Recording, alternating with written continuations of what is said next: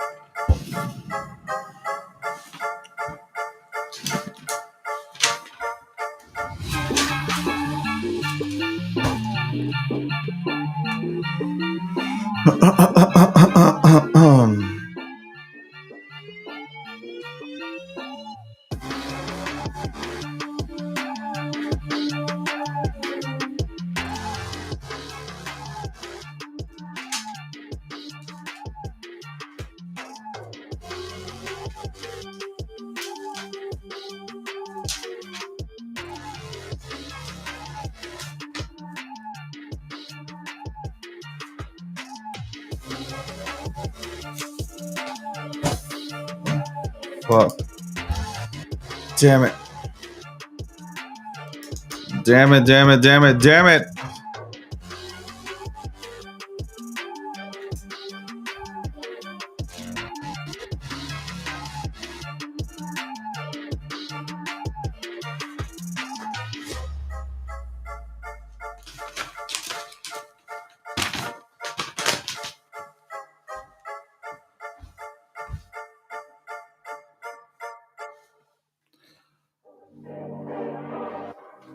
Welcome to the breakdown.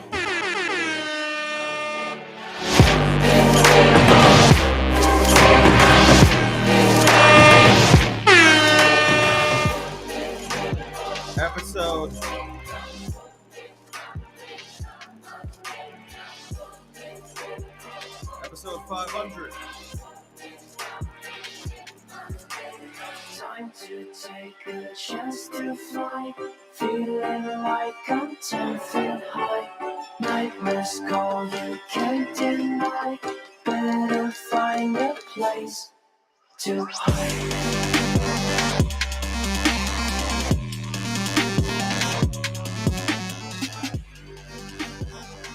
Episode 500. Holy shit.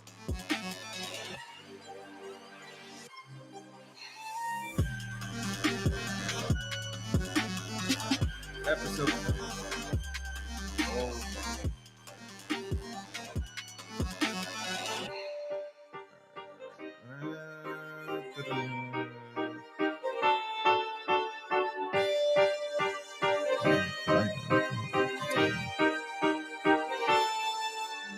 Here to tell you what I know. No one wants to be alone. Like a virus in your soul. Don't give up and take. Time to take a chance to fly. Feeling like I'm 10 feet high. Nightmares call, you can't deny. Better find a place to hide.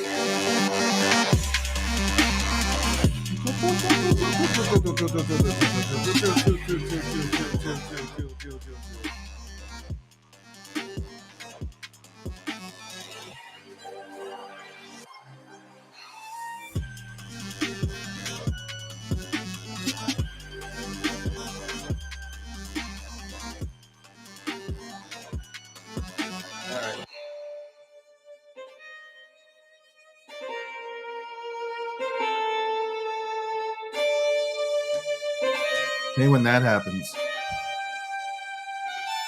All right. Hold on. Where the fuck is this thing? Chill. All right, go. All right. Welcome to the breakdown, episode 500. Let's go. 500. Oh my God. 500. Just thinking about that. was thinking about that over the weekend. I was like, man, getting prepared. And then as I was watching the debate yesterday, I was thinking about episode 500. Not the debate, but the rally at Madison Square Garden. By the way, for those who are tuning in for the first time, my name is David Gokhshtein. I am the founder and CEO of Gokhshtein Media, and this is The Breakdown. Episode 500, sponsored by Gemini, powered by G Media. Holy fuck. Holy fuck. 500 episodes. That's crazy. That's crazy. Holy fuck. That number hits. That's a different number. Those are real numbers too. I have some unofficially, it's probably more than that, but it's 500. 500 times I've got on this microphone in front of this camera and broke down news, whether it's crypto, whether it's finance, whether it's politics. I've been on 500 times officially, whether it has been in front of like 3 people or it's been in front of 250,000 people. Doesn't really matter to me. I just like coming on here and talking. That's right. I like to talk. And I think I'm a good talker too. I think I call it down the middle and I call it for what it is. Holy fuck, it is 500 episodes. All right. It is 500 episodes. Shout out to everybody. But by the way, couldn't done it without you motherfuckers. All right. If you guys didn't tune in every single day, then I mean, fuck. I wouldn't have a show. But I do have a show. I'm actually excited because the podcast comes out next month, where I'll be like talking to like some of my favorite individuals for like an hour, or maybe it goes on to 2 to 3 hours. I don't know, but I'll be talking, and that'll come out once a week. But the live show is live every single day, Monday through Friday, 11:30 a.m. What the hell is that on? Hold on. What the fuck is that on? Every day, 11:30 a.m. Eastern Standard Time to, what is it, 1 o'clock? I think it's 1 o'clock p.m. Eastern Standard Time. All right, I'm a little bit nervous. It's 500. I got to get this right. I'm sure somebody's going to clip this shit up. Shout out to me. Big shout out to me. I'm not shouting out anybody except me. Oh, let me though be honest here and give a shout out to Akil. Me and Akil came on. Now I started this, and then Akil came on. We had some fiery debates, especially in politics. Especially when it came down to politics, we had some fiery debates, and then, I mean, shout out to everybody who's contributed. AJ was on here for a while, and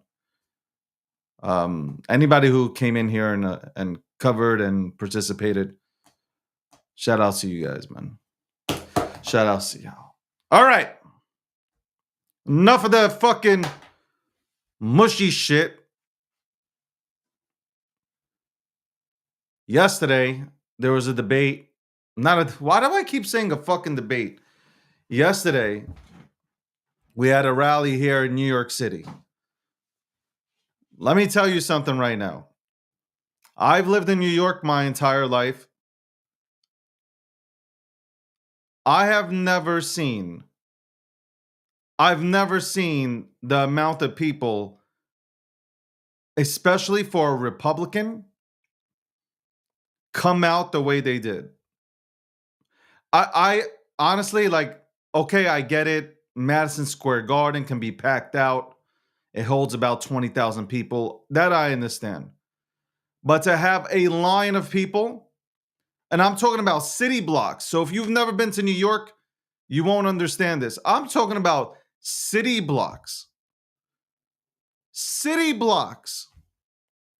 A line. They're talking about there's counts that there was 70,000 people yesterday out there outside of Madison Square Garden.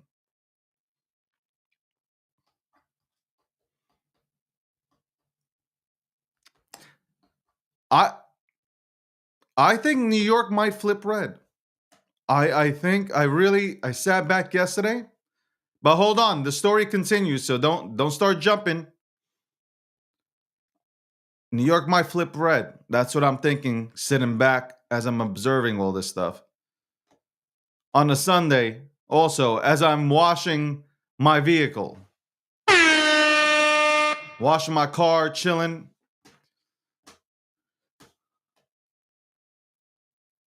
And then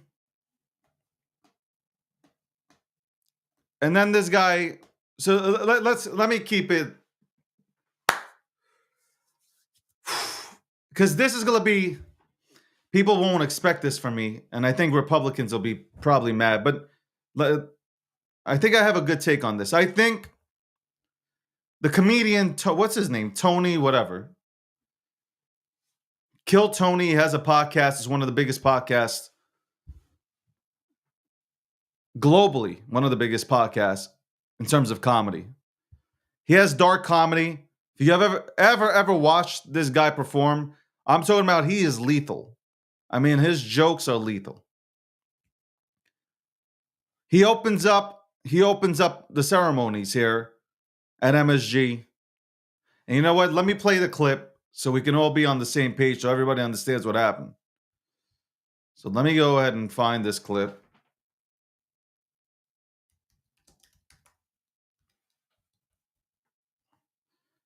Okay, hold on. Let me find this. Let me find this clip. All right.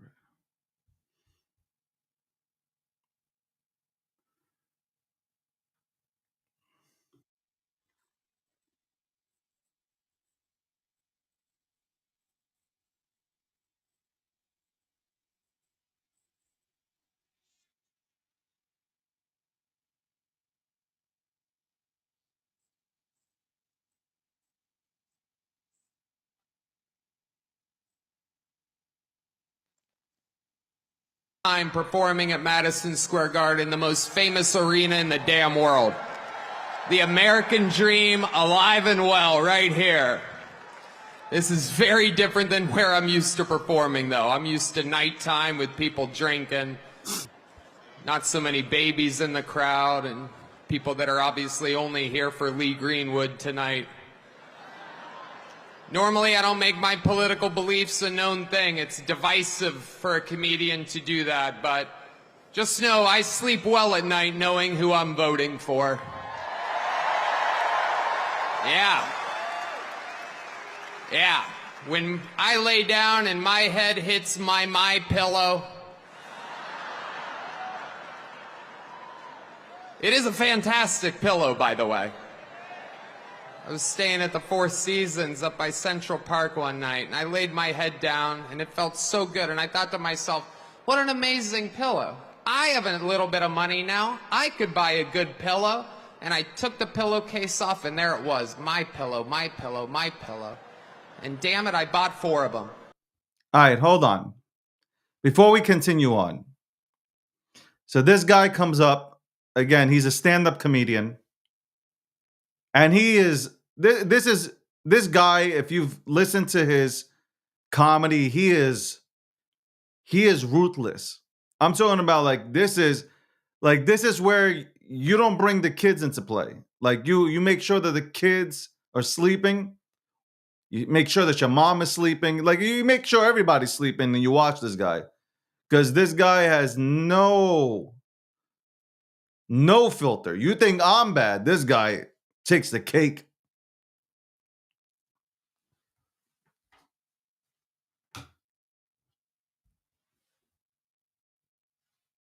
So before I continue, just so you know, I think he's funny as fuck.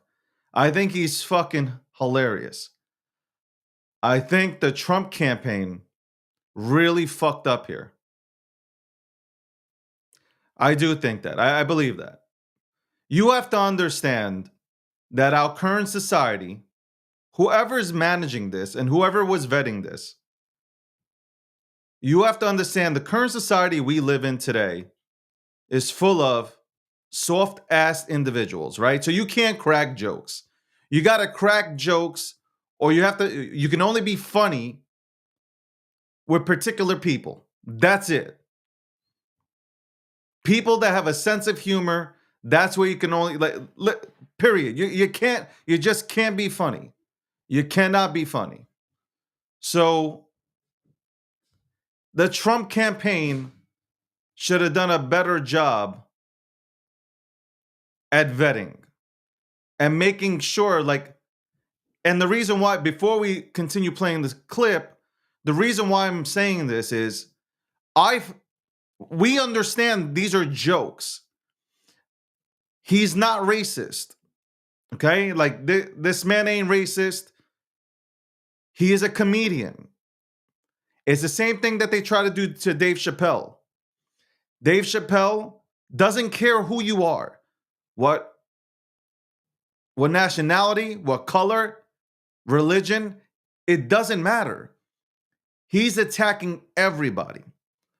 The difference is this is a rally at Madison Square Garden. The amount of people that turned out, phenomenal, not paid. This wasn't Kamala Harris paying Beyonce $10 million to appear in Texas and to speak for 3 minutes. This is none of that. None of that is going on here.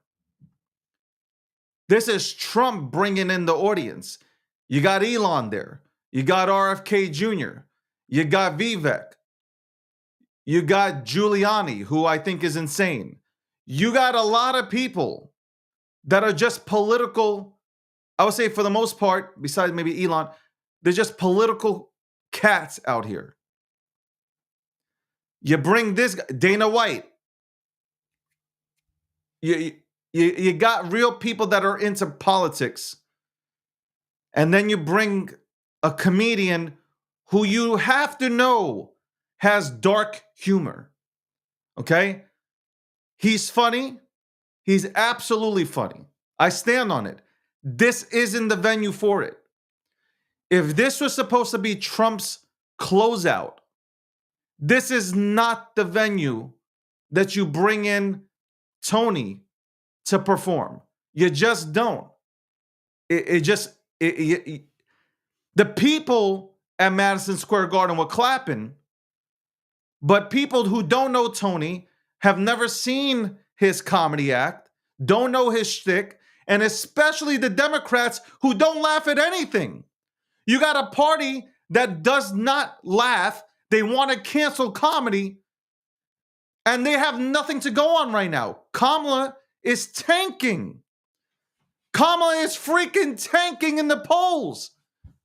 Okay? She has nothing to talk about. All they talk about now is Trump is Hitler, Trump is Hitler, Trump is Hitler, Nazi, Nazi, Nazi. That's all they talk about.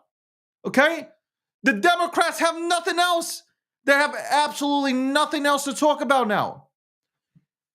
You gave them now 48 hours, because in 48 hours, everybody's going to forget. But for the next 24 to 48 hours, you're going to hear, because they did this, MSNBC, garbage, by the way, what a garbage network. These fucking assholes at MSNBC, number one, they're disrespect. If you're a Jewish person voting for Kamala Harris, you're an idiot, okay? Second, you watch MSNBC, well, are you not offended at all with what MSNBC put out there? They're just pushing Hitler's name out there. They're pushing pro-Nazi videos out there. They compared the rally to a pro-Nazi rally that took place 85 years ago. You should be upset. You should be livid. Absolutely livid. But whatever the case, you know how the Democrats are. These are people that cry about everything. You should have just made sure that Tony didn't really step it up a notch. But let's go. Let me see if I can go ahead and fast forward to it. Give me a second, and let me see if I can do that. And if you use the promo code KillTony, you can also buy 4 My Pillows. There's serious stuff happening, people. I live in the great state of Texas now. 18 years in Ohio, 20 years in California, and I got to see California turn to absolute horrendous thing. And traveling the world, I got to see San Francisco turn into one of the most demented cities, one of the greatest downfalls I've ever seen. And that is where the other candidate worked for 2 decades. And it's absolutely wild to see. And in Texas, stuff is really, really crazy. We're right there by a wide open border. Where are my proud Latinos at tonight?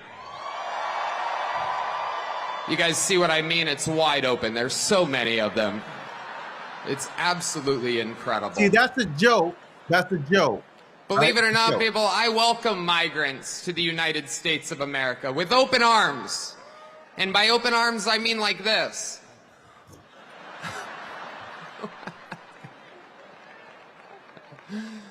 It's wild. And these Latinos, they love making babies too. Just know that.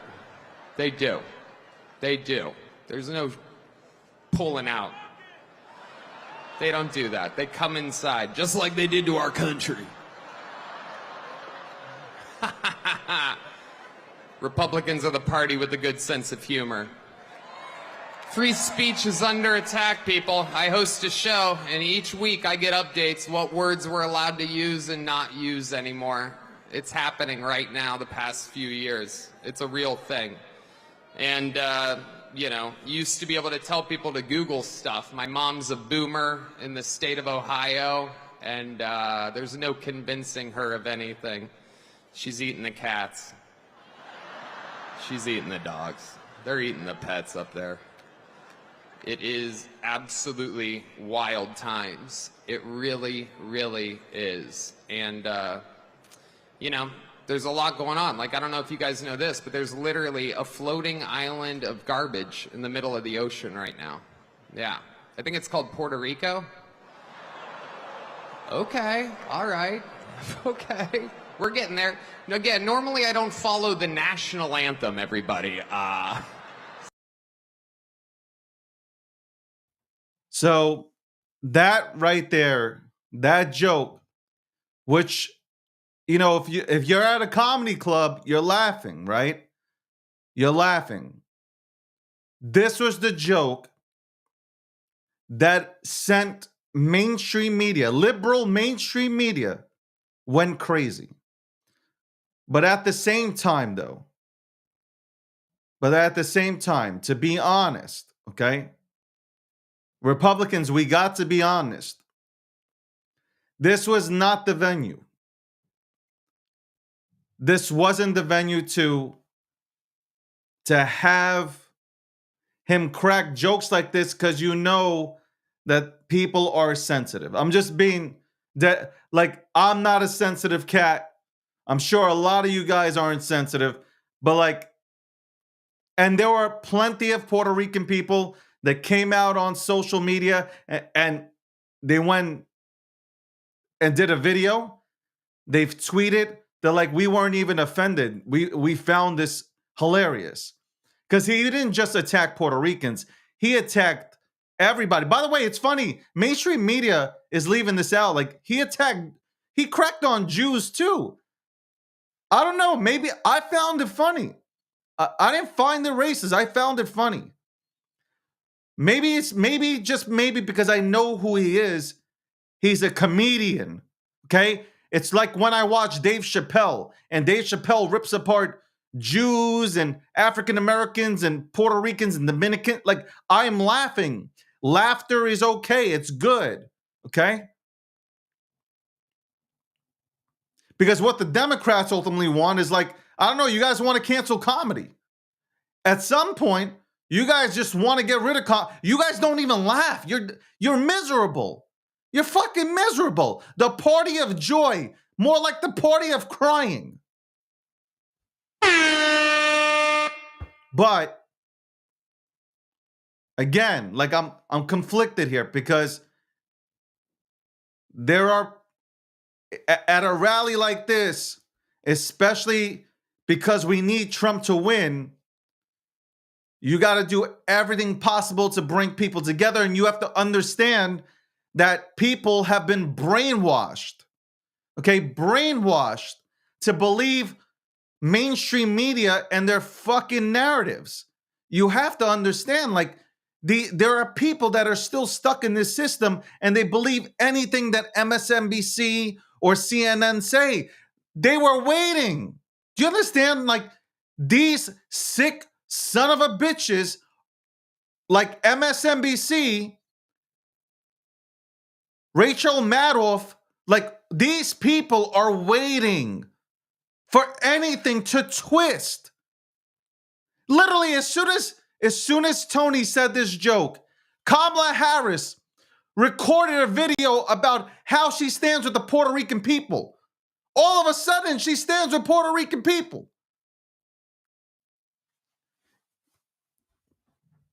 You can't give them an opportunity, especially 8 days away.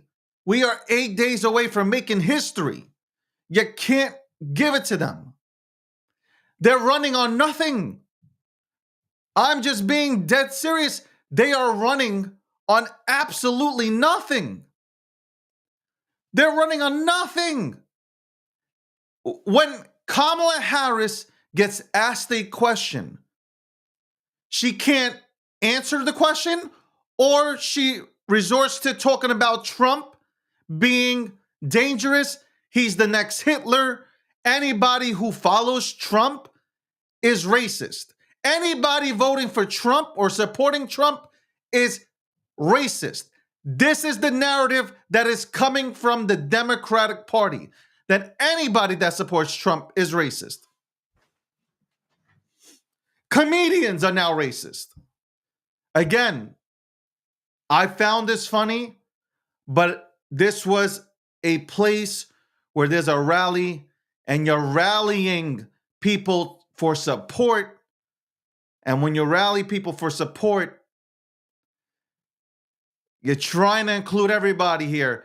And you have to understand that people have been brainwashed to believe that the Republican Party is racist, okay? If you actually look at everything, more racist shit comes out from Democrats than you hear from actual Republicans. See, like, it's funny when you talk about the party of joy. It seems like we're the Republicans, the Republican Party is always happy. We're not angry. We're happy when we want to get shit done. It seems like the Democratic Party, they're always fucking angry. Go look. Go look at the tapes. I'm not even kidding. There's always anger. I'll play some clips for you. Give me a second. I'll goddamn play some clips. Always angry. What are you angry about? Always goddamn angry. Always angry, man.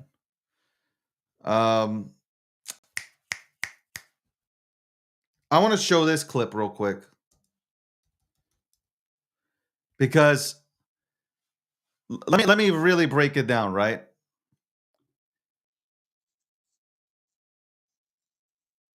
Hold on one second. I want to play something for you guys. And I think it's funny. I really do think it's funny. So here you have George Lopez, okay? George Lopez is a comedian. Apparently, they paid him enough to now be on Harris Walls and that goddamn team. Cool.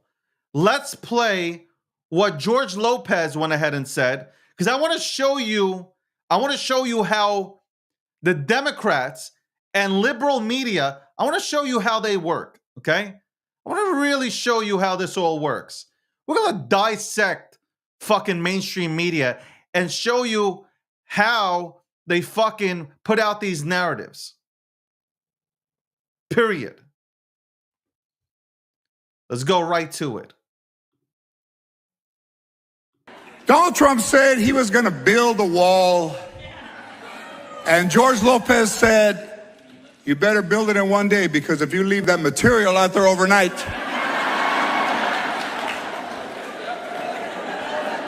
Donald Trump said he was going to build a wall. And George Lopez said, you better build it in one day, because if you leave that material out there overnight. So here's George Lopez, right? Here's George Lopez. Homeboy, number one, George Lopez. Bro, I don't know what happened. I don't know if you lost your house. I don't know if you can't find the barber. Times are hard. What happened with the hair? What's happened here? But George Lopez literally cracks a joke about Mexicans. Okay? Cracks jokes about Mexicans. Nobody says a thing. Not a thing said. Here's the comeback to George Lopez. Well, he's Mexican or he's Latino, he can say it. Bro, maybe some Mexicans don't find that fucking funny. Okay? You got Mexican people trying to come into the United States of America. You have Mexicans in the United States of America that came here legally, and they're joked on consistently. I don't know. Maybe they don't want this said about them. But it's okay, though. It's okay for the Democrats to say this, or to have comedians crack jokes. But Republicans can't have somebody crack jokes. Again, I'm going back to it. I just think it was the wrong venue. I don't believe the venue was appropriate, just because you don't have people. You have a bunch of sensitive ass people. That's it. Plain and simple. See, a lot of people don't remember when Reagan, and by the way, I was born, but I was young. Reagan had Don Rickles, excuse me. He, comedian, legendary comedian, he roasted. I'm talking about, if he did comedy today, he'd be canceled, because you guys try to cancel our favorite comedians. Like Eddie Murphy wouldn't be around if Democrats out there had that way. But Don Rickles, he put on a show in front of Reagan. Everybody was fine with it. Everybody. We now live in a generation where you just cannot crack jokes. Because today, oh my God, every single mainstream media outlet, liberal mainstream media outlet, was firing away. They were firing away. They didn't think anything was funny. In fact, they said everything was racist. Let's go right to it. Give me 1 second.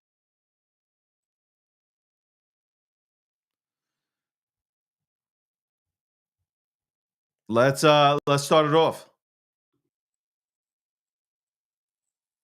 And a number of speakers used downright racist and offensive language, no more so than the so-called comedian who said that Puerto Rico was an island of garbage. Can you just give us your reaction to what you heard last night, just hours and hours of frankly, hate, and how it could electrify this electorate? Well, there's a couple of things. As you mentioned, this was not, this was a hate rally. Mm-hmm. This was. Okay. Is it just me? Is it just me, or does AOC look different? Is it just me? Is it just me, or does AOC look different? I'm not talking about her crying or being upset. I'm just asking, she looks different. Her hair's different. She just looks different. Is she pregnant? She's either pregnant because she got a glow to her and she got a little bit more, I guess, a little bit more muscle. I don't know. Like, I'm being serious. I'm being serious.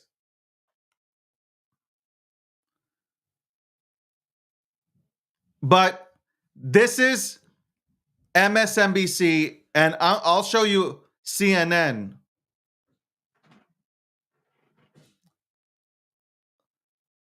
Oh, I'm not supposed to ask that? Oops, I cracked the... I'm just asking.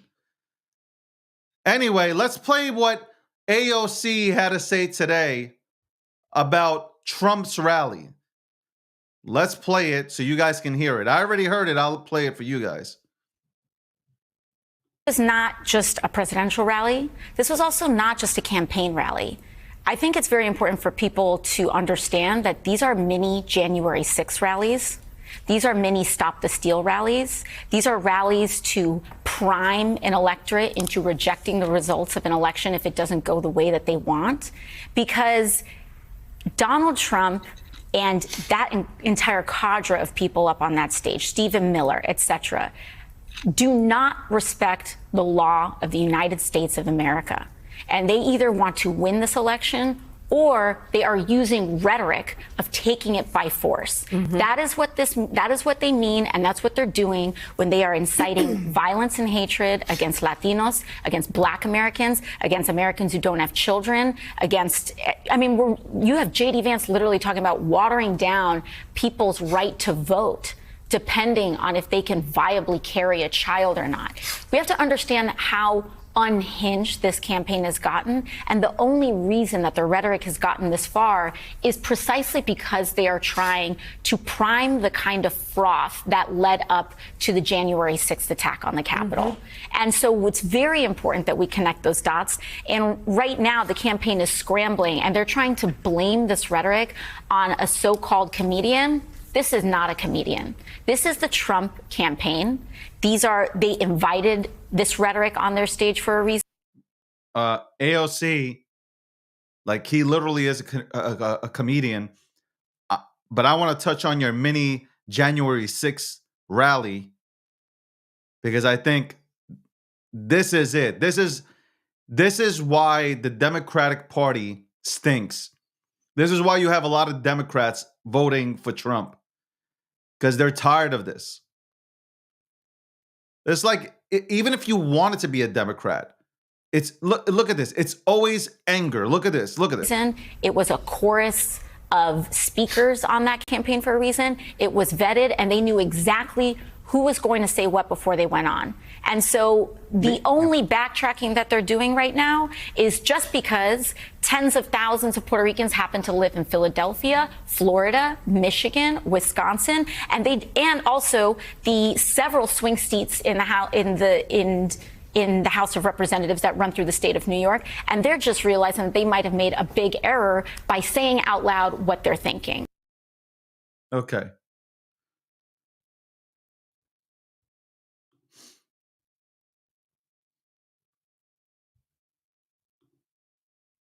First of all,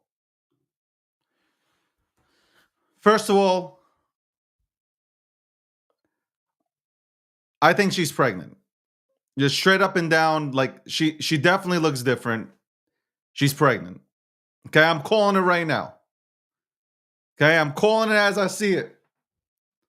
Calling it as I see it. Second, why are the Democrats, like MSNBC? I don't watch this shit, but like, obviously I wanted to see the reactions, right? Because you were going to get the reactions right away from CNN and and MSNBC and every fucking liberal mainstream media channel. Oh my God. Why are y'all so angry? It's like y'all don't have sex or something. Or like, I don't know. Like, I'm trying to figure it out. You're miserable. You people are miserable, and you're making up hella bullshit. Hella crazy bullshit. Okay? Don't say, I don't want to hear we don't like Trump. You don't like anybody. You didn't like Biden. You threw Biden out. Okay? Who else you didn't like? Let's see. The Democrats don't like a lot of people. If you don't fit in with the narrative, they don't like you.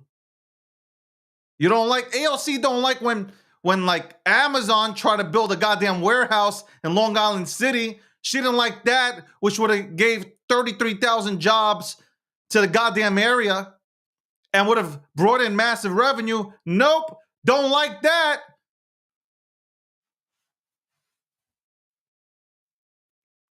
What else? Who else don't you like? You didn't like RFK Jr., a born Democrat. RFK Jr., who wants to make America healthy again. You didn't like him? You got rid of him. You know what I don't like about Democrats? You know what I don't like? Your system. Because you just put in a candidate that did not get voted in by the people. The people didn't have a selection. You know what I don't like either? Socialism. Okay? I don't like socialism. I don't like it. Okay? And that's not a joke. Crazy. Real crazy. Let's go to Byron. I like Byron. I got to tell you, I like Byron Donalds. I like Byron Donalds is a good one. Hold on a second.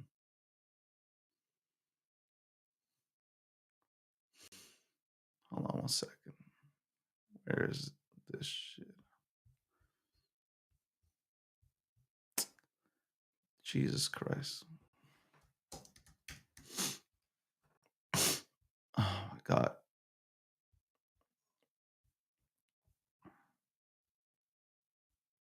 What the fuck is it? What the hell is this shit?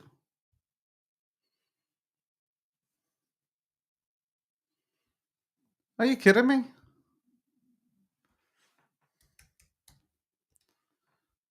Come on.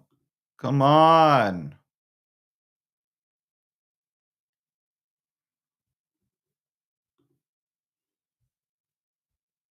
Jesus Christ, where is this shit, man?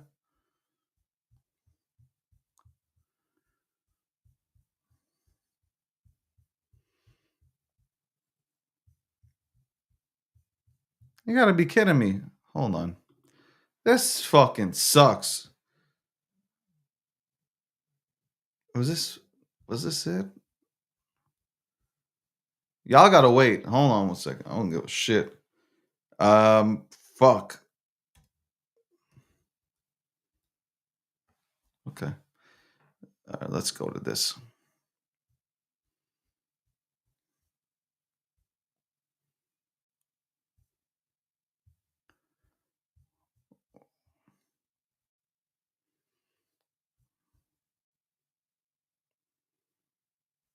Where is it?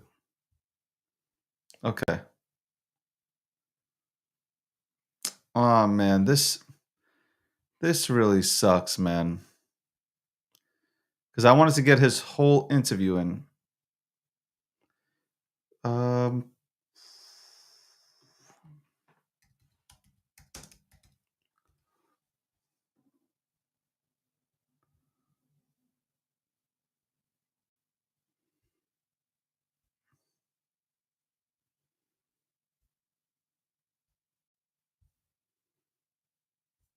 Come on.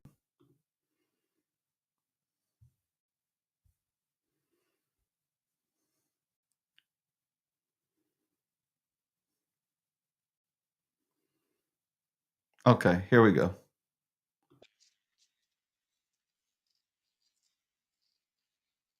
the one hand,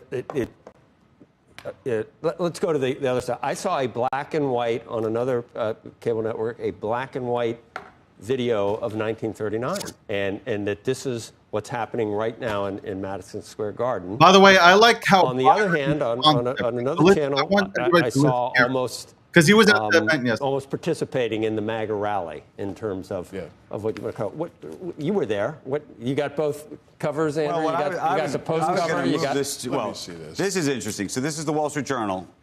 They just have the big picture, but they say economists warn of potential for inflation following election. Look at that one. Sure. This is the MAGA Square Garden. MAGA Square Garden. That's MAGA a post. Square Garden. That's a great one, actually. That's the roof. Fears over what follows Election Day. So we're into the fear on category. both sides. Yeah.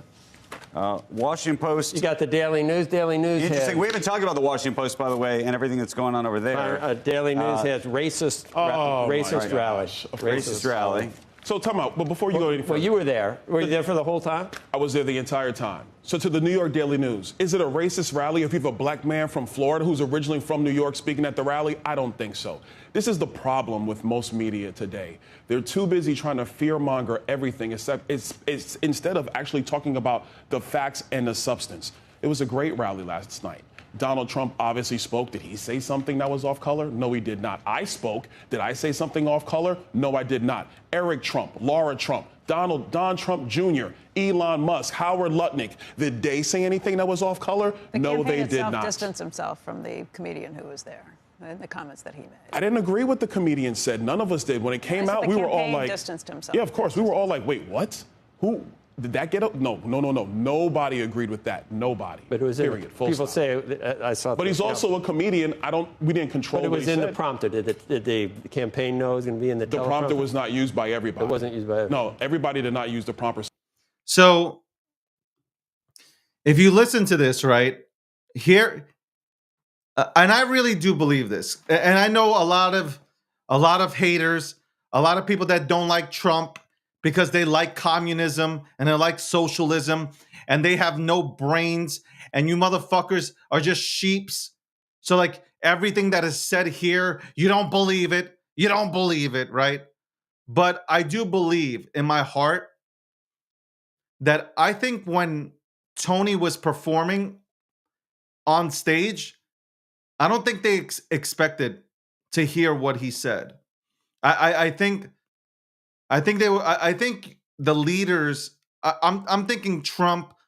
I'm thinking obviously Byron here. He's talking about it, and others when they heard it, they're like, "Holy shit! Wait, hold up! What the fuck is this?" kind of thing. Again, that's why I kept saying in the beginning of this broadcast, bro, it wasn't the venue for it because what Trump and the campaign, what I believe they were trying to do was literally. Look, they came to New York. New York is not a swing state. New York votes blue. But they're feeling something. There's a feeling in New York where, like, there's a lot of people that are voting red this year in New York. And don't tell me about New York. If you don't live in New York, shut your fucking mouths. If you don't live in New York, do not even try to tell me what's happening here. New Yorkers are upset with the migrant problem, okay? New York City is a disaster, is a fucking disaster. So if you do not live in New York, shut your face, okay? I am telling you what's happening. New Yorkers are fuming. No matter if you're black, white, brown, yellow, it doesn't matter. It doesn't matter. You have Democrats that are flipping to Trump. Even if they don't like Trump, they understand the policies would get rid of the illegal immigrants that are currently suffocating New York City, okay? New York City is in a deficit. So that's why when you bring on a comedian like this, who goes maybe off script, and by the way, there were no teleprompters playing for this guy. Tony didn't have teleprompters. He was looking at his notes. You can see it. And he went off the cuff. And that, again, like, was it funny? Yes. But it's not funny there. It's funny in a goddamn comedy cellar comedy club, not here. So that's the only thing that I take, and I said it. I only took issue there. That it wasn't just the wrong place. Wrong place. Hold on one second.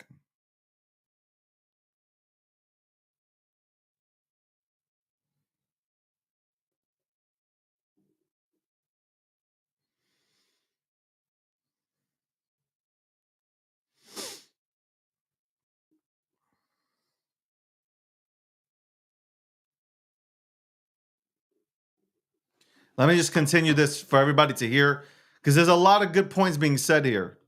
And I liked it. I liked the conversation. Some people use the teleprompter. I didn't use the teleprompter. Some people did, some people didn't.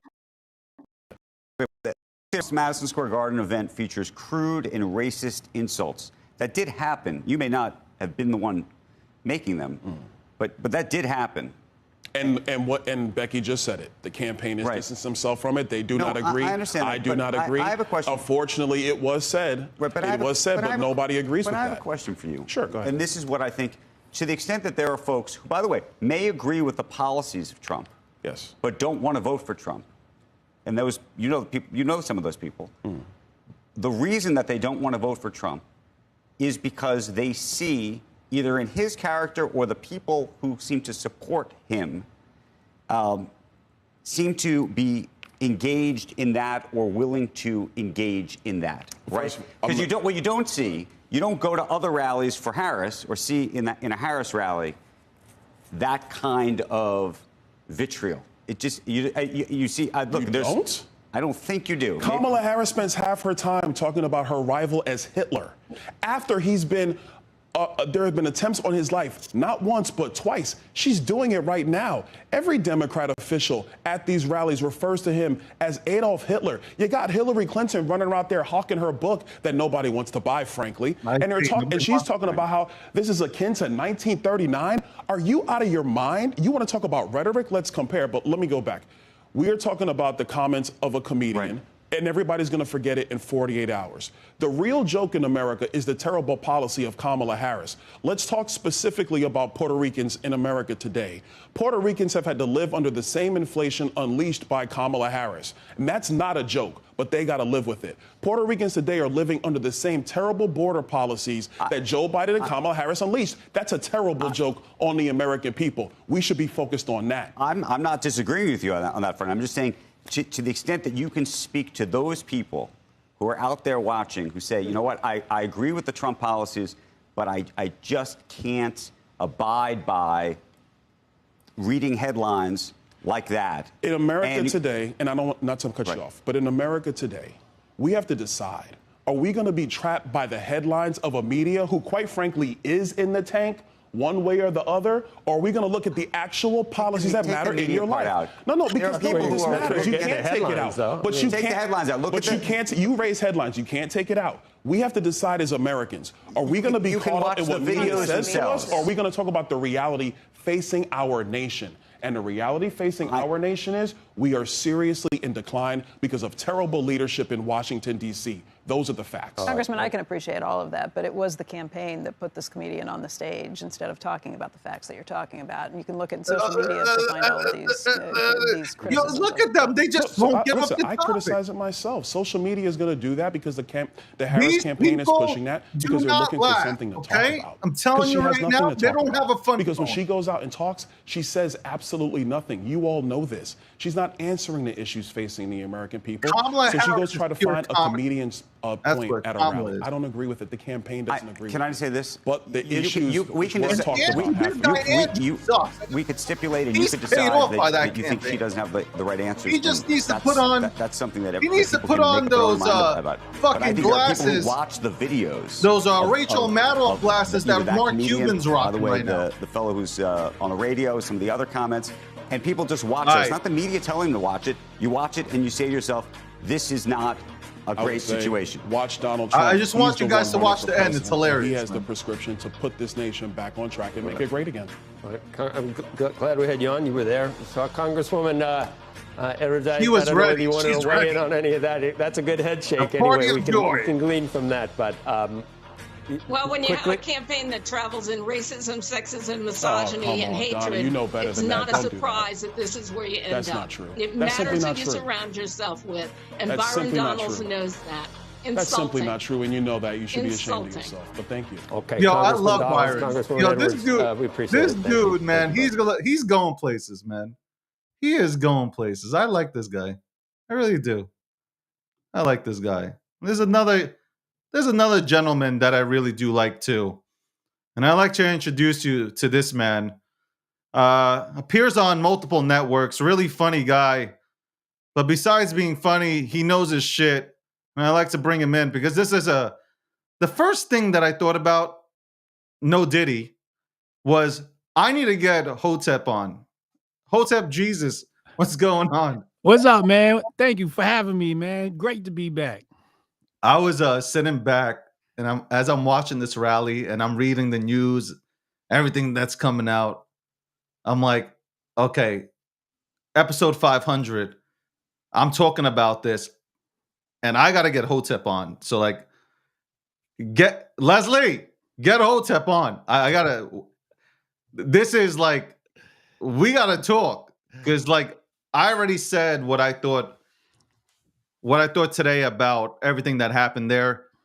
Was it the perfect venue for Tony to come on? I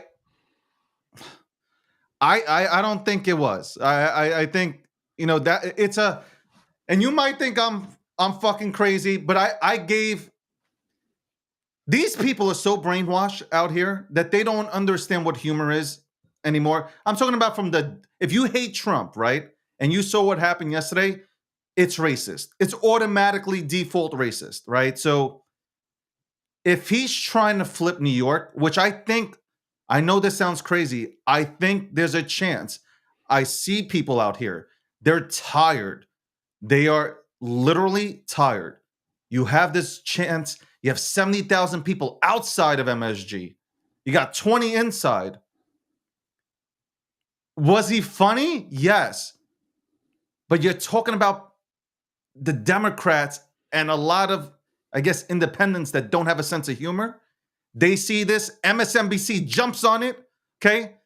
And this happens way before they start playing their commercials about, 85 years ago, pro-Nazis holding their rally, at MSG. Now it's all playing in. We told you they're racist. What were your thoughts, man? Oh, man, I got to be honest with you. It really did disrupt what could have been a perfect event, right?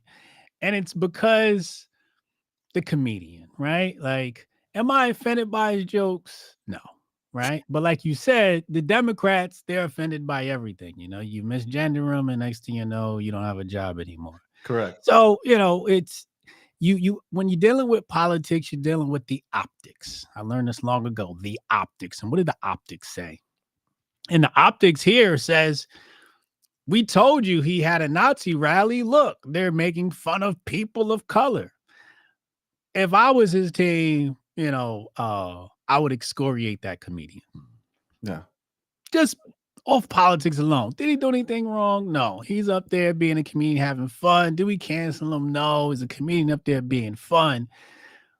But the fact that Kamala had such a disastrous event in Houston. Yeah. Right? If Trump would have come out of this event without the comedian, then it's almost a perfect weekend. Correct. Right? Outside of the whole Nazi stuff, et cetera, et cetera. Now, with that being said, how does it change the election results? It doesn't. Yeah. Nobody cares. Trump gonna win. Everybody's bags are going to the moon. So, just hold tight and let's just wait until November 5th. It's crazy because, you just said something, except the Nazi thing, right? Which wasn't brought on by him. Right.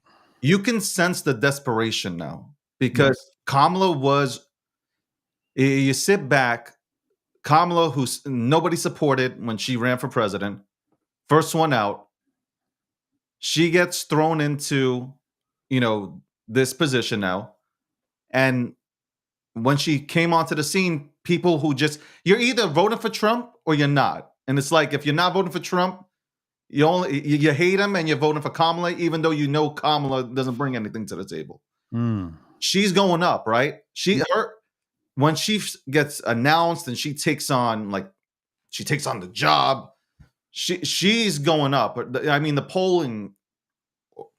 polls were working in her favor. And then all of a sudden I saw like a sharp decline. Like it just stopped. And I think people started to see like, bro, she can't answer a fucking question.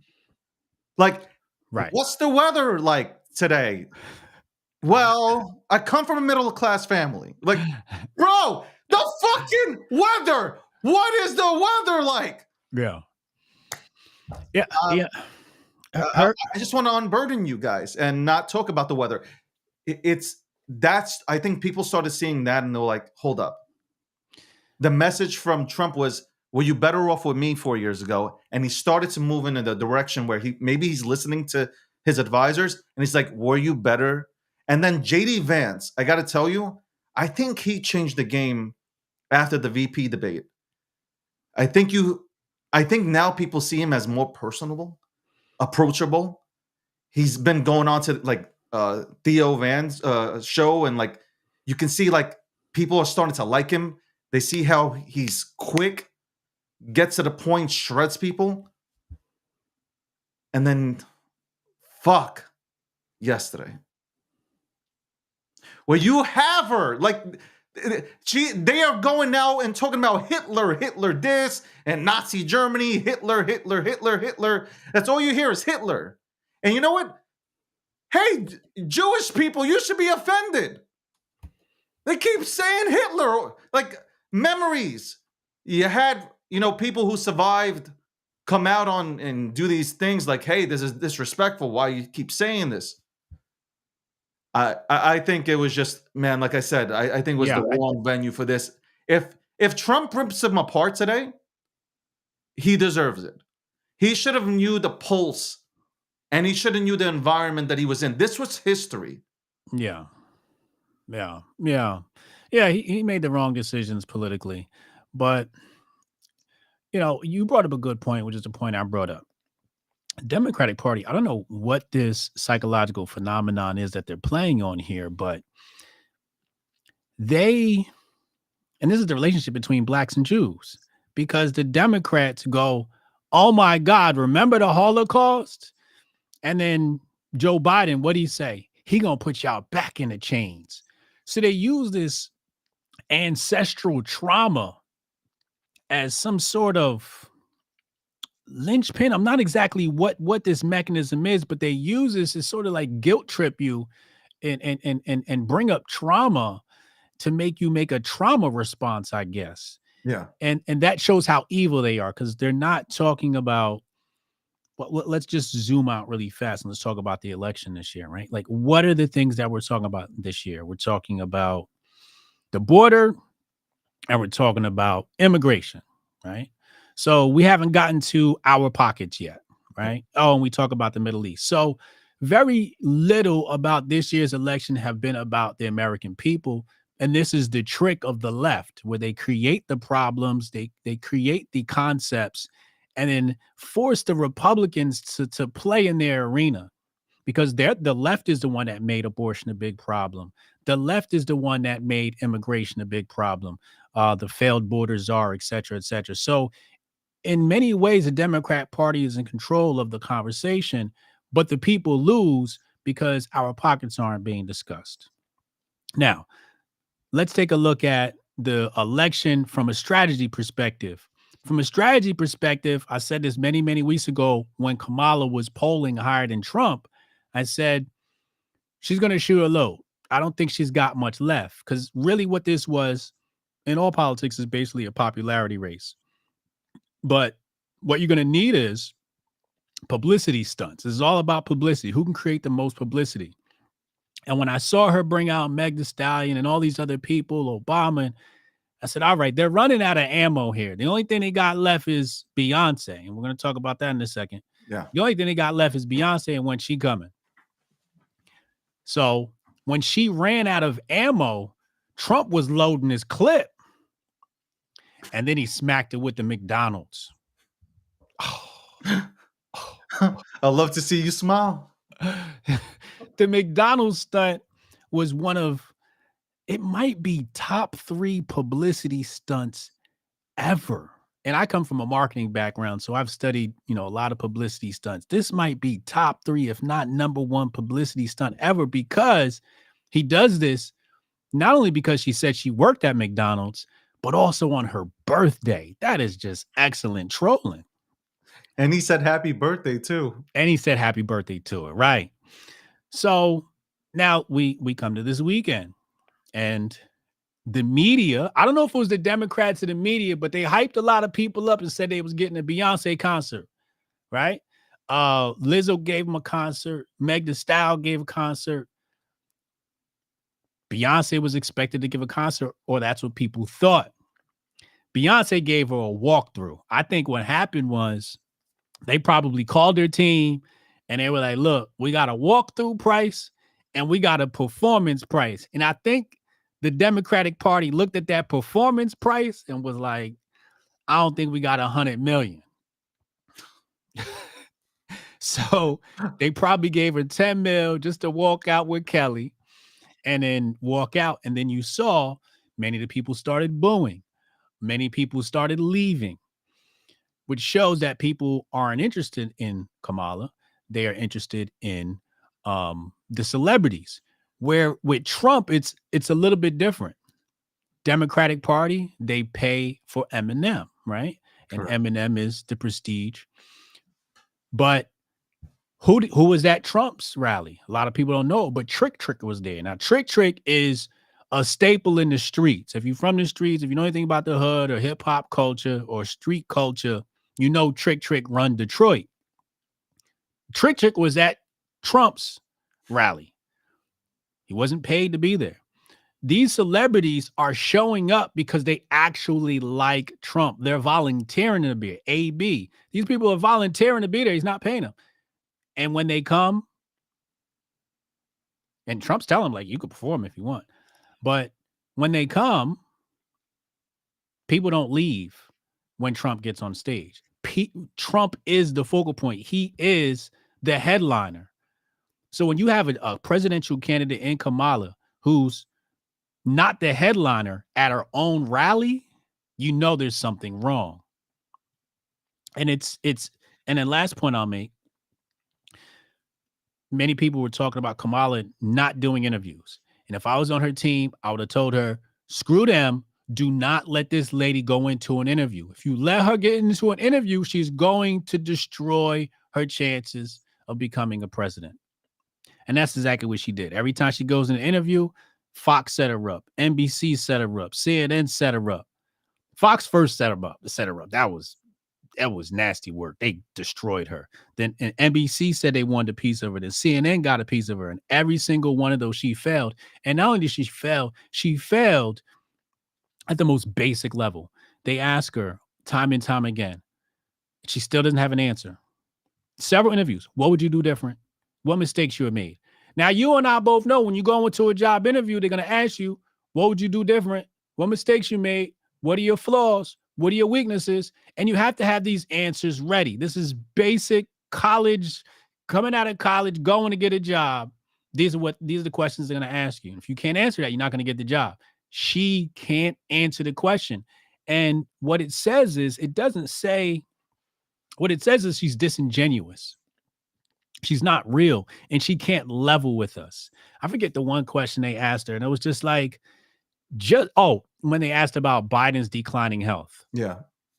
Just say it. We all know it. Like, who on your team advised you to keep your mouth shut?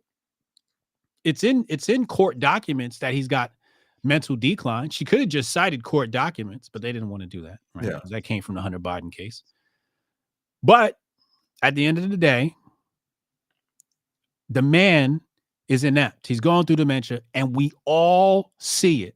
So if we ask her the question and she can't say, yo, all right, I think Biden is there's even a way to say it without saying it, right? Yeah. She won't even do that. So what that tells people is she's disingenuous and she can't be trusted. And I agree with that. You know, like, by the way, episode 500, The Breakdown, sponsored by Gemini, powered by G Media. I'm joined here by Hotep. Jesus. I needed Hotep on this show today because, on a serious note, and I hope you guys are following him, super intelligent, understands the mechanics of politics. And to me, this is a very, we have 8 days left. This is very important. Like, I know I'm a jokester, you're a jokester. At the end of the day, this is super important. Like, this is like the biggest election. I know people say this, but I believe it. Like, this might be the one time where that's true. It feels like every 4 years it's like the biggest election of your lifetime. But no, but this really is. It's like, and I think it all stems from Biden, right? Not being like in charge. Now we know, right? Our eyes are open, and like we know, like who is really running the country behind the scenes. It's not Biden.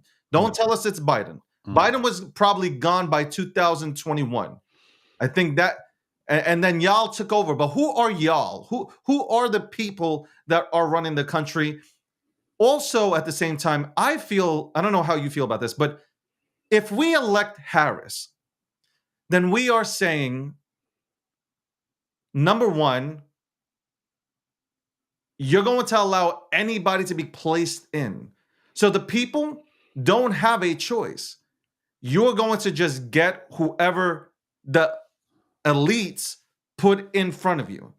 There wasn't a primary. The Democrats, if you're a Democrat, you should be angry. You didn't get your choice. You didn't get anybody.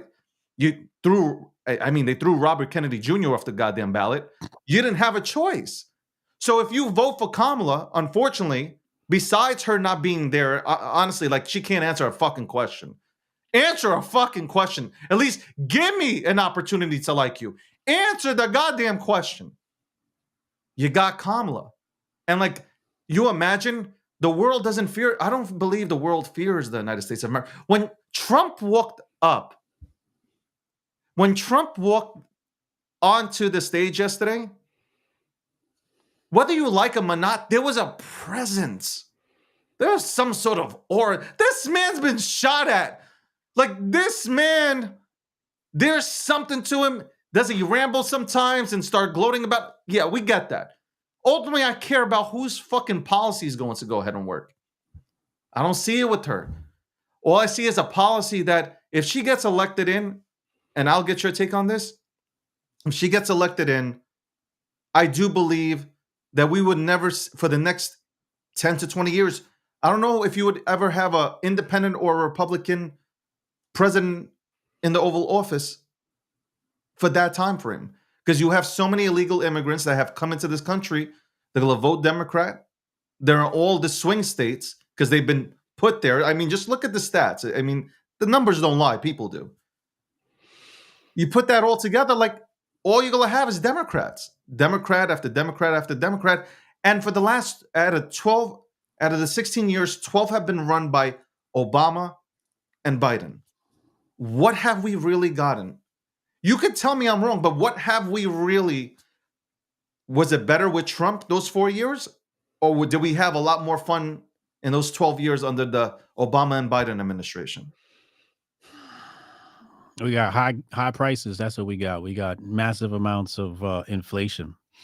And to be honest, a lot of that doesn't exactly fall on the shoulders of the president. It definitely falls on, the Federal Reserve. But at the end of the day, I think what it is it comes down to investor confidence. And investor confidence on the Democratic Party is not the same as Democratic confidence under Trump. Let's go back to the Democrats, though, because you brought up a really great point about how there was no democratic process in making her the primary. Well, I was watching a CNN panel, covered this on my show last week, and I was appalled. 2 women. So this was the one with Kevin O'Leary was on a panel with CNN, I believe. I saw that one. I know. Okay. And the ladies, and he says, she wasn't even democratically elected as the primary winner. And the girl says, I don't remember the exact words, but in so few words, she was like, fuck the democratic process. We don't have to follow a democratic process. We can just pick it. Now, that's what the white girl said. Then the black girl, after that, doubles down on it and said, fuck them rules. Fuck your vote is basically what they said. Unreal. They said there's nothing in the Constitution that says you have to have a Democratic primary. We can just pick the person. And I'm looking at it like the one girl said it, then the other girl said it. And I'm like, does anybody see what's being said here? They're literally saying, you do not elect your leaders. We select them. And that's what the conspiracy theorists have been saying for decades. We don't elect the leaders. We select them.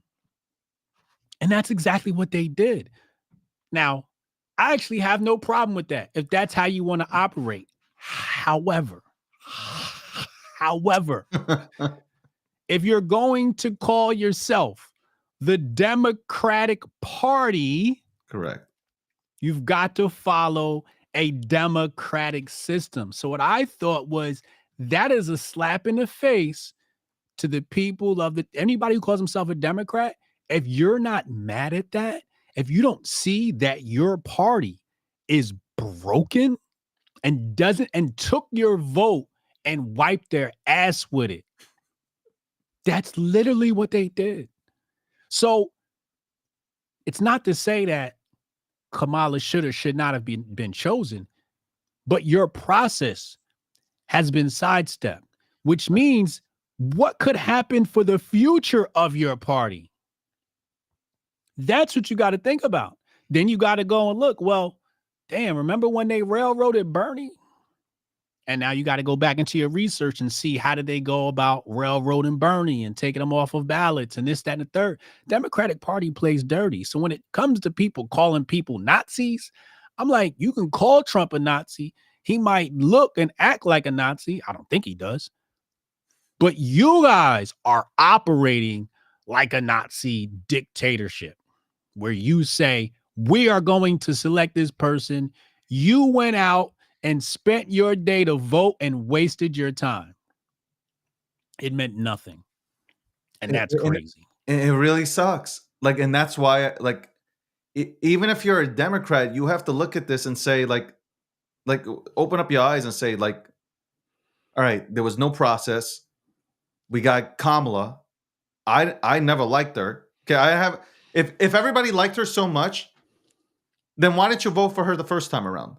When she was in the primaries, if you loved her so much, okay, you guys call her Mamala, right? If you loved Mamala so much, why didn't you go ahead and pick her? She got 1%. Yeah, she got 1% the first time. Out, the first one out. Okay, and Mark Cuban has the nerve to sit on Sunday on one of the shows. I think it was, I don't know if it was CNBC, some Meet the Press, some shit like that. Mm-hmm. He sat and he said, well, you know what? Yeah, she made mistakes, but she's changed. Bro, Mark Cuban, bro, what does she have on you? What pictures have they? Mark, tell me right now, Mark. First of all, lose the glasses, okay? He was at the Diddy party. He had the baby oil in his back pocket. Yo, yeah, I'm telling you. Hey, you know what's really funny? Nobody's talking about the Diddy joke. Not one of them is talking about the Diddy joke, but they're talking about everything else. And you know what? By the way, Jews, they forgot about us also. Because he cracked a joke about Jews. Ain't nothing being talked about Jews. It's fine, man. We'll take the pass on that one too. But that's why I feel it's really important to, I get it. I understand Trump can turn people off. But don't you want somebody, Hotep, who's going to tell you how it is? This man, I don't filter. He doesn't have a script. If they write him a script, he's off the script. He's off the script. He's going to tell you, like, he's going, The woman, there's a thing in Michigan. She was like, thank you for like something about saving the automotive industry, da da da. He started going into, I was the man of the year, right? I was the man. I'm like, bro, she also asked you a question. Just answer her. What you going about it and see? He's talking about himself. I'm dying laughing. I'm like, yo, but at least he's funny. And then he answers the question like 15 minutes later, right? But like, wouldn't you just want somebody who's fucking brutally honest? That's what I like. And I don't gotta like you. I just gotta be able to trust that you're gonna be you. So and not be a chameleon. Policies? Like, are we voting for policies? Or are we voting people are insane. We're not voting for policy. But I'm not drowning. Like, is the United States of America not drowning right now? Yeah. Like, could Trump come in and change everything around in 4 years? I'm not talking about. It's a trick question. Like okay, so here's what I'll give you the mic. What I'm saying is, could he put into play within 4 years where we go into a different direction? Where, who knows, in 2028, it's Vance who becomes the president, or it might be a Democrat who is really, an old school Democrat that knows how to work both party lines. Yeah. So the way I always thought about our government was, what's the best way to slow it down? And the best way to slow it down is to have somebody at the table that is going to argue. So the country went to shit really fast because Joe Biden was president and there was nobody present to argue at the table. And I was thinking to myself, why didn't they substitute Kamala in for Joe Biden early? Because he obviously had a mental decline. And what I realized was she would actually be one of those people that would slow down their processes. Because with Joe, he's just asleep and eating his ice cream, right? He's just somewhere drooling. But with Kamala, she's going to come in and she's going to mess things up. It's not like she's going to argue, but just her presence alone will slow things up. Yeah. With Trump, I don't think Trump can specifically do anything. I believe that Trump's presence alone, before he even lifts a finger, drastically changes the complexion of the country. It changes how leaders view us. It changes how wars are fought. It changes how markets move. It's going to change how crypto moves. Like I said, it comes back to investor confidence. I'm behind them because I know investor confidence comes back and all my bags move. So that's why I'm behind them. But I think even when we look at the border, when Trump won, that border slowed the hell down, right? As soon as Joe Biden came, 6 million people came over, right, in that first year. So I think what it is Trump is able to be in the way and give pushback, use his influence in Congress, his MAGA influencers in Congress, and move things, policy-wise in a direction that I would say is more constitutional. Yeah. For example, when we got the 3 new judges he appointed, right? And then the Democrats appoint a judge, and their judge doesn't know what a woman is. I'm like, can we bring Hitler back if this is guys? we Roe v. Wade. Roe v. Wade is abortion's not in the Constitution. It's not up to the Supreme Court. We've got to take these things out of the courts. Yeah. This goes back to the states. This is all 10th Amendment stuff. So I thought that with Trump, it's about let's lower taxes. Let's lower taxes for the rich. I'm with that. Because if you lower taxes for the rich, they're going to spend more domestically. And they call, I don't know, trickle down economics. They say, Correct. oh, it never trickles down. And it's just like, maybe according to the way you read economics, but according to the way I read economics, more money spent within the economy means more money earned, more jobs being created, more opportunity. when we look at the NAFTA that was signed by Clinton and all the jobs went to overseas, Pakistan, India, Ukraine, et cetera, what happened to the jobs domestically? We suffered. But I believe if we can lower the taxes for the rich, you'll get more VC money, more angel money, and more startups. And a lot of people are getting startups are growing huge. And with more startups means more jobs, more opportunities for college students. And then with more money coming in, it means, lower prices, right? Because production increases. And that's what we really need. We need production to sort of chew at the capital to bring the prices down. You see what I'm saying?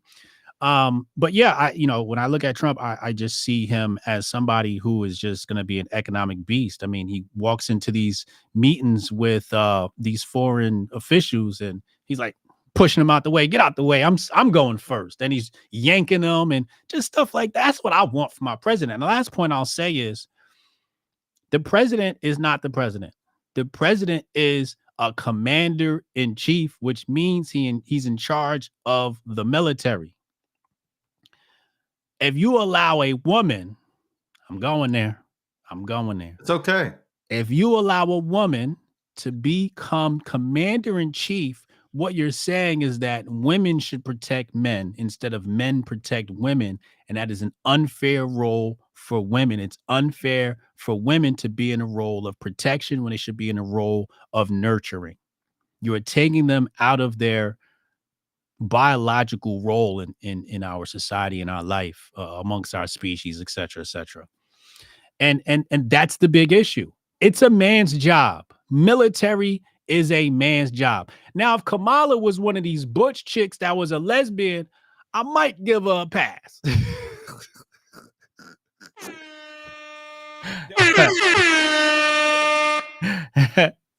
But she's a feminine woman, and no feminine woman can protect men.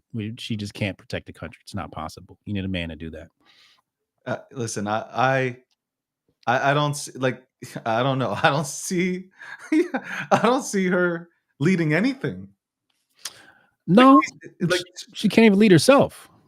And she's constantly, like Trump went to the barbershop out there in the Bronx, I think. And he sat, I think it was with Fox. He sat and listened to he was in the barbershop. They were listening to how inflation has, really, hurt this particular barbershop because they were paying, I think they were paying minimum rent, and now they're paying somewhere $15,000 to $17,000 a year.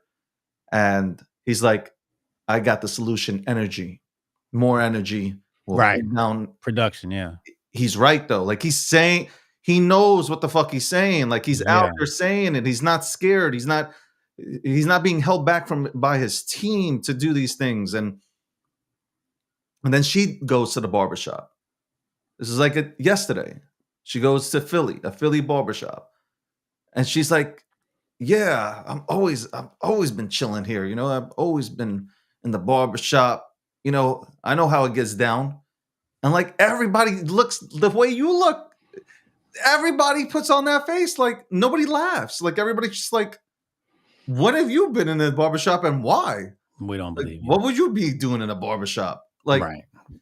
She's exactly. trying to connect. Nobody can connect. There's no connection. And that's my disingenuous. I fight with these people all the time. Hotep, I'm fighting with people now. And it's not I don't want to fight with you. I just want you to see something. It's not about being a Democrat or Republican, independent, yellow party, green parties. It has nothing to do with that. We need somebody right now that can lead this country. We need the economy to get better. You guys think you did a phenomenal thing with the guys at the port? No, you gave away the house. You gave away the house to them, and you know what's going to happen? All the raise that you gave them for 66%, that's going to trickle into the goods that we get in. That's all you did. You didn't save us. Okay? You had some guy manhandle you. Trump, that dude would have been instantly. There would have been no raise. Okay? You're fired. Exactly. Get somebody in. That's why I appreciate the governor, DeSantis. He was like, yo, we got the poor situation handled in Florida. Don't worry about it. We got emergency units going out there. We got it handled. Bro, none of that had to happen. Biden, of course, gave in with Kamala. Okay, here you go, guys. Get it back working like it was a huge victory. That's what I'm saying. Like, when it comes to business, I like the whole thing right now. Get rid of income tax, tariffs. I'm into it. I'm into it. We need to keep jobs here. Yeah. We did this stupid thing to eliminate jobs in the United States of America and send them other places because somebody thought that was a fantastic idea. It definitely didn't come from the Republican Party. Okay? Here's a fantastic idea. Outsource. Give people our jobs. Our own people are suffering here, Hotep. Like, we can print. I'm sorry. I know this is going to be fucking edgy, but I don't give a fuck anymore. Ukraine is getting billions of dollars. This fucking proxy war. Illegal immigrants jumping over the goddamn fence or flying over it. I don't know how they're getting in. They're getting in, though. Okay? They're in here. We got people that are homeless, American citizens that are homeless. Our vets don't even get the right care. We can't print nothing for them. If you want to print this money, you know why? Why? Giving it to the right people. You know why? I'm going to tell you why. I got this from Sonny Johnson. She said, Democrats claim to be the party of the poor, but they can't be the party of the poor if there is no poor. So when they enter the arena or the forum and they talk about unemployment rates and joblessness and homelessness, and they need those statistics to run on. But if they were to write a check and give homeless people the same care that they gave illegal migrants, what would they run on? Nothing. Game would be over for them. They'd have to go back to the drawing board and find a new problem to solve, or create a new problem, which is what they do best. It is. But let me ask you this. You're at a bar, right? Yeah. Okay. You and some homies and some chicks, right? Y'all all hanging out, having drinks, just having a good time, right? Couple of thugs walk in, right? And they're acting weird and they're messing with the girls. Yeah. Right? Messing with the establishment. They're messing with you. Absolutely. Okay. Who protects who? Do you protect the women or the women protect you? Of course I do. Okay. Let me ask you a question. If a video went viral where a girl was protecting you, what would people say about you? Oh, forget about it. Career's over. Right? They say you're a punk and you're a simp and all this other stuff, right? Well, how do you think the United States of America would look with a female president? Hotep, you're a genius. HotepJesus.com. Wow. Hey, listen. You guys got to start getting comfortable with the truth. It is unfair to women. It's not about can they do the job. We're all humans. We're all capable of pulling the trigger on an AR-15. The question is, whose job is that?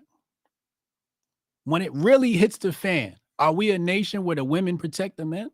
I don't know any woman that's attracted to a man that she has to protect, attracted to a man that she has to provide for. I don't know any woman like that. Somebody's breaking into the house. You're like, honey, get up. I think I hear noise.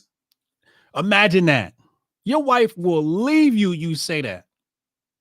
So when we put women into politics, basically what we're saying is, babe, I need you to go protect me. Now, if the woman is in Congress, who's watching the babies? Who's raising the children? And if we look, and the thing is, the congressional job, this is the problem with our society and our people. Their minds are so messed up. People view the congressional job of having more importance than being a mother. That's sad. That is sad. It goes mom, everything else, then Congress. But mom is a more important job than Congress. Why? Because mom literally creates the future. 100%. The man handles the present. The woman handles the future. Her job is more important than my job. If she's spending time doing my job, who's raising the babies? Who's creating the future? Certainly it's going to be Rockefeller education system. Certainly it's going to be drag queen story hour and everything else they got going on. We got to protect the babies. Let the women nurture them. A woman want to run for Congress? I got no problem with that. But that's it's not that we have freedom. It's that our male base has broken down so bad that a woman has to do a man's job. This nation is failing. The more female congressional members we get, the worse our nation will become. You don't think that started with the Democrats? Of course. And they did that. Feminism. They weakened males. Yes, they did. They emasculated men. They told women you should want to do what a man does. And the woman goes, "Oh, I can do anything a man does." And it goes, I'm not sitting up here. I never want to say I can do anything a woman does. My homie's going to look at me crazy. Like, what you just say? But American women don't think like that. Yeah. They go, I can do anything a man does. But if a man says I can do anything a woman does, we got to look at him crazy. But we don't look at women crazy when she says I can do what a man does. And this is fundamentally the issue with this concept of freedom and what you can do and rights. Yes, you have the right to do that. Should you have to do that? I think we as men have to do a better job protecting our women, providing for our women so they can focus on the most important thing, which is the babies in the future. I just want to clarify that for the people who, think I'm being sexist. I'm a real feminist. I'm not a fake feminist. Fake feminists turn women into men. Real feminists let women stay in their divine femininity and do what women were meant to do. Don't get me started on the subject. These fake feminists, if they actually cared, they'd make sure that men aren't playing in women's sports, but you never hear them say a word. Okay, so like you want to talk about, I care about women. They're fine with, tampons and, all this stuff, like all this crazy ass shit. They're fine with it. Okay, like I don't give a fuck. I say it how it is. Let them cancel me. Which, speaking of, I wanted to ask you this because I know that you're. By the way, I'm going to lay out your show here for everybody to tune into. The biggest thing for me also is freedom of speech. The First Amendment. Okay. They've been talking a lot. John Kerry, he was at a conference. I think it was it might have been the World Economic Forum. I don't know which one it was, but he was talking about we need to adjust. We need to adjust. We have to take a look at the First Amendment. And then, you had Harris out there with Tim, Tampon Tim is out there. He's like, hey, we hate speech. We got to look. Well, who is now going to define what hate speech is? Yeah. Who is the person now? So if I say I don't like Hotep, is that now considered hate speech? I'm black. Hey, that sounds like racism to me. I'm Jewish. Now we got to fight it out. Who's the bigger victim here? The thing with hate speech is it's subjective. Like you made that point, right? It's very much subjective.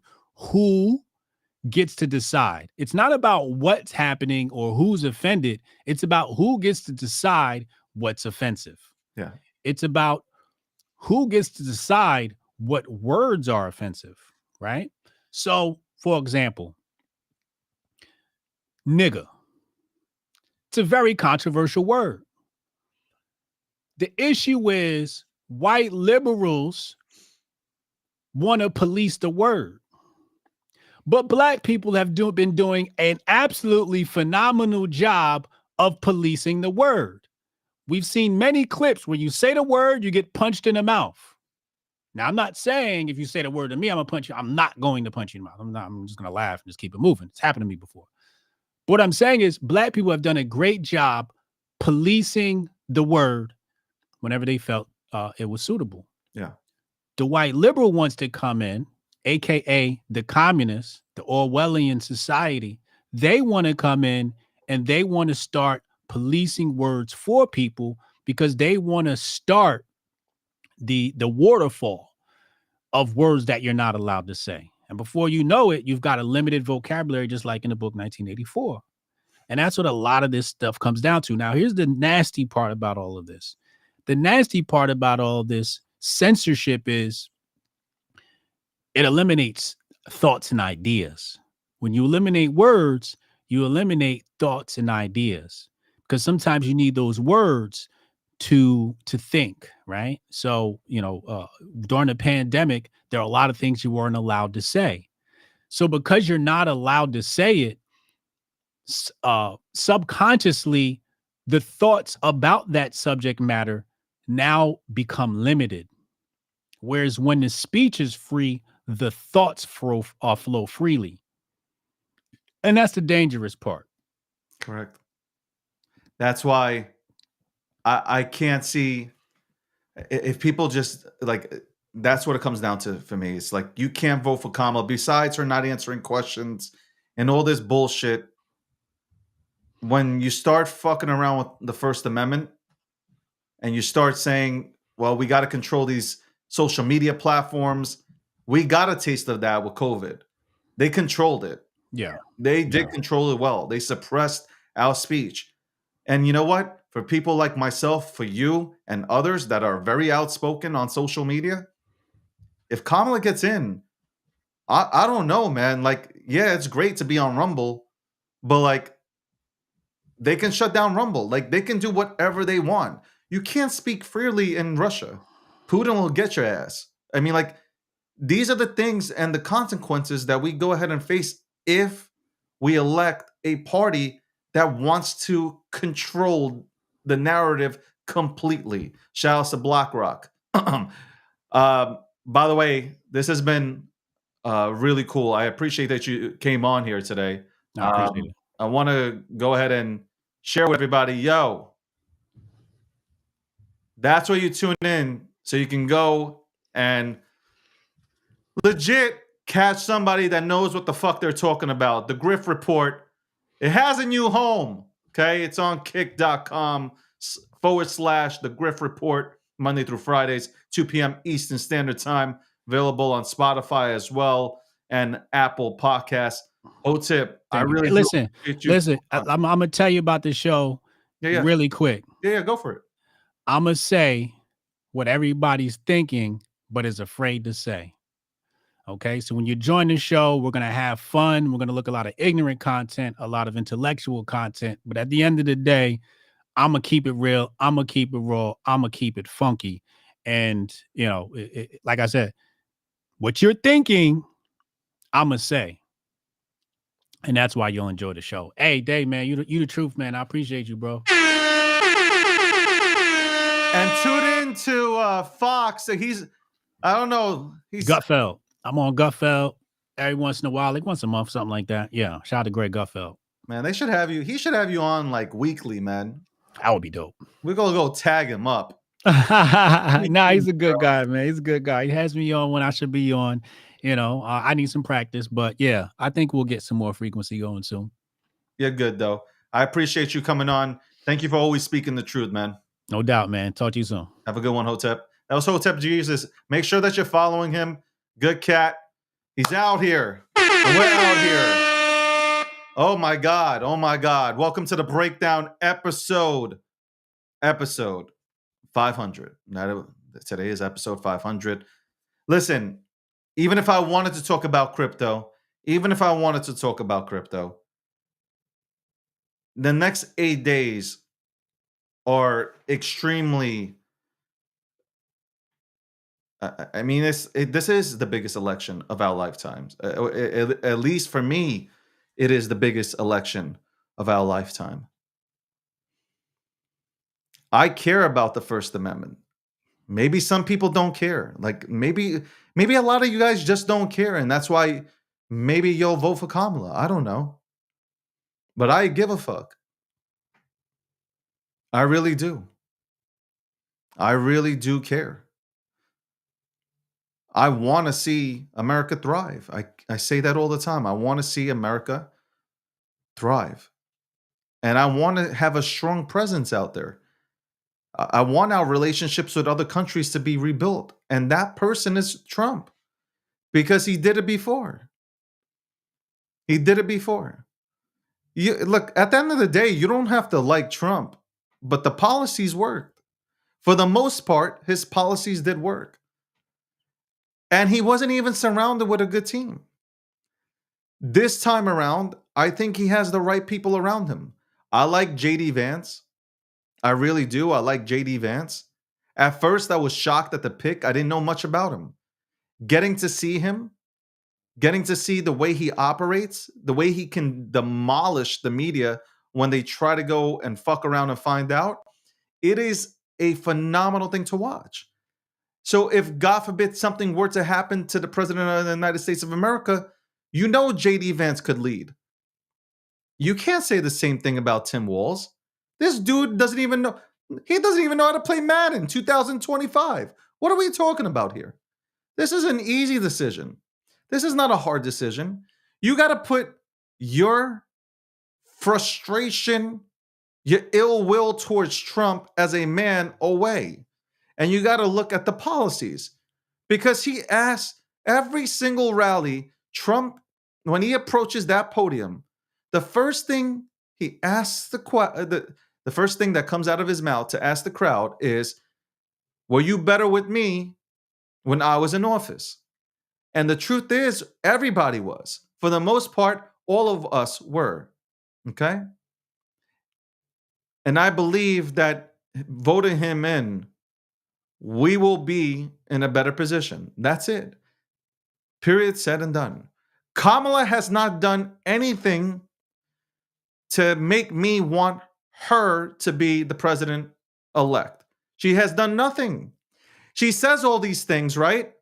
She says all these wonderful things. Ladies and gentlemen, she tells us everything we want to hear. Well, she's been in office for 4 years. I'm going to do this, and I will do this, and I will do that. Well, you know what? You're in office now, okay? We know Joe Biden hasn't done nothing, okay? We know, we see it. Okay, don't deny this. For 1 second, we have seen Joe Biden's health decline. You have been running this entire goddamn place. You've been running it. You've done nothing.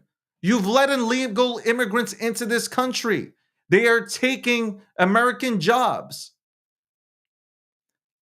Cost of goods are at an all-time high. Okay? Inflation, it's funny. You guys say inflation's down. Well, go to the store because milk prices ain't down. The price of goods ain't down. It's very easy to go ahead and say inflation is down, but people still can't afford to buy necessities. It is the truth. And you guys just don't want to hire somebody who has a successful track record, because Kamala doesn't have a successful track record. Any one of us, if we didn't do our job, we would not get promoted, okay? You don't get a promotion if you suck. There's no such thing as getting promoted if you do a horrific job. You get fired. Period. This is a fight for our First Amendment. This is a fight to make sure that the process, the democratic process, is done right, where we can elect Democrats, Republicans, we can elect the candidates we like, not the candidates that have been forced on you. And Kamala Harris has been forced onto you. By the way, I think everybody forgets this. RFK Jr. was on the ballots, some ballots. He was running for president. He is now with Trump. And I think people are forgetting that he has a lot of independent voters with him. And they will swing Trump's way. And Trump will win. Trump will win He will be president-elect. He will be the 47th president of the United States of America. This is not what the media is trying to... The media is trying to tell you that Trump is panicking. He's not. He's not. And the media knows it because they slip up at times. CNN slipped up. MSNBC's been slipping up. They've been telling you lately, they've been preparing the Democrats or people that don't like Trump that he's getting elected. They've been preparing you for this. By the way, guys, just because Trump is going to win doesn't mean that you don't go out there and not vote. Okay? Don't sit home. Everybody, if you want Trump to win, you got to go to the poll. You got to go to the ballot boxes. You cannot trust these polls. These polls cannot be trusted. You got to go out there and you got to vote. That's it. Do not think that your vote does not count. Go out there and vote and see what happens. Just go out there and see what happens. 2028, we can all figure out whether it's a Democrat or a Republican that goes into office. But right now, what we need to go ahead and get back on our feet. We can't have 4 more years of this shit. We can't have the First Amendment taken away from us. We can't have people telling us what is hate speech, okay? So if I call somebody a poo-poo head, that's now considered hate speech. We cannot have 4 more years of this shit. Period. Sometimes we got to go ahead and look at what we have in front of us and vote for what will make this country great and not what will make our party affiliation happy. I like to... That's right, Erica. America first. And there's nothing racist about America first. We should care about Americans. We should be putting this country first. There's nothing wrong with saying, I want to put America first. There's nothing racist about it. We should have been putting ourselves first a long time ago.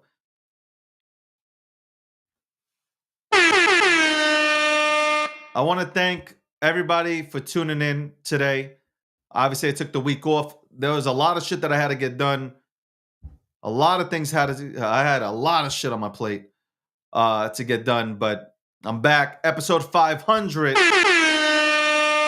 Holy shit, made it to 500. Great. To 1,000 we go, right? To 1,000 we go. I want to give a shout out to Akil. Obviously, Akil, he came on when I launched the breakdown. So I appreciate Akil. Shout outs to AJ. AJ was a co-host on here for a few weeks. So shout out to him. Again, there have been a lot of people that have come on here. Thank you to all the guests. Of course, all the guests that have come on to this show and made it what it is. The producers. And to my staff. And to anybody who worked or works for G Media. Shout out to you. And everybody, again, all you guys for tuning in. Without you guys, I wouldn't, like I always say, I wouldn't have shit. So thank you. I appreciate it. I don't like giving myself compliments, and I don't like talking about myself. Even though you guys have this perception that I do, I really don't like talking about myself. But today I did want to talk about everything that's happening. Today was after Madison Square Garden, the rally, I felt it was necessary to go ahead and have this conversation. Next month, the podcast is coming. So that shit'll be really cool. And shout out to Gemini. I see Gemini. Gemini sponsors this show. And I love the relationship. Shout outs to G Media. Thank you for tuning in. Holy fuck. I'm done with the shout outs, man. Hi, everybody. Randy. Look at Randy's in the room. She's reporting in hurricanes. I see all you guys. I see Johnny in this room. He's probably been complaining the whole time. Shout out to Leslie. Shout out to Tammy. Shout out to Erica. Or everybody who's joined in. Vote. Go out and vote. Guys, if you can vote, go out and vote. And like I said, I'm voting for Trump, man. So it is what it is, man. Episode 501 comes back tomorrow at 11:30 a.m. Eastern Standard Time. Runs till 1:30 p.m. Runs till 1:30 p.m.